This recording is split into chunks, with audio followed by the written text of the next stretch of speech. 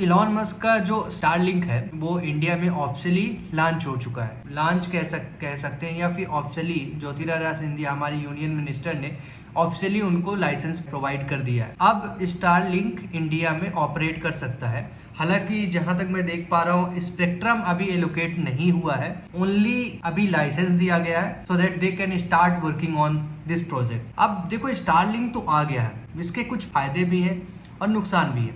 देखो फायदा अगर मैं बात करूं तो रिमोट एरियाज के लिए बहुत बेनिफिशियल है, जहां कनेक्टिविटी प्रॉपर नहीं हो पाती थी, बड़े बड़े हिल्स होते थे, वहां पे एयरटेल जियो नहीं रीच कर पाती थी या फिर ब्रॉडबैंड नहीं पहुंच पाता था।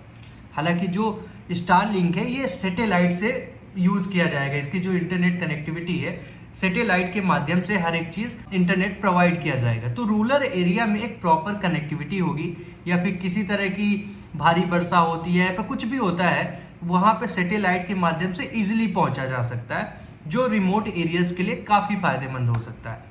बट अगर यहाँ पे मैं नुकसान की बात करूँ तो यहाँ पे बहुत बड़ी डेटा ब्रीच हो सकती है। जैसे आप जानते हो Elon Musk is like complete businessman. USA में अगर कुछ भी होगा, अगर यूएसए और इंडिया का रिलेशन टूटता है किसी कारण, बस कुछ बायलैटरल ट्रेड होता है या फिर कोई भी इशू आता है इंडिया यूएसए के रिलेशनशिप में, तो डेफिनेटली इलॉन मस्क का इन्फ्लुएंस रहेगा क्योंकि उनके पास पूरा डेटा रहेगा। He can influence Indian economy, right. और अभी जो स्टारलिंक लॉन्च किया गया है सिर्फ अभी इसको काइंड ऑफ ऑपरेट करने के लिए, थोड़ी सी अंडरस्टैंडिंग के लिए कि ये कैसे वर्क करेगा इंडिया में, इसलिए इसको ट्रायल के रूप में 20 लाख लोगों के ऊपर ही ट्रायल किया जाएगा या फिर 20 लाख यूजर को ही प्रोवाइड किया जाएगा। ये बहुत कॉस्टली है, लगभग 30,000 का इसका हार्डवर्क आता है। आम लोगों के लिए इंस्टॉल करवाना बहुत ही मुश्किल हो सकता है। तो यही कुछ चीजें हैं जो स्टारलिंक को कहीं ना कहीं मुझे नहीं लगता कि इंडिया में सरवाइव करने देगा, क्योंकि महंगा है, ऑब्वियसली डाटा ब्रीच भी हो सकता है। एलन मस्क का जो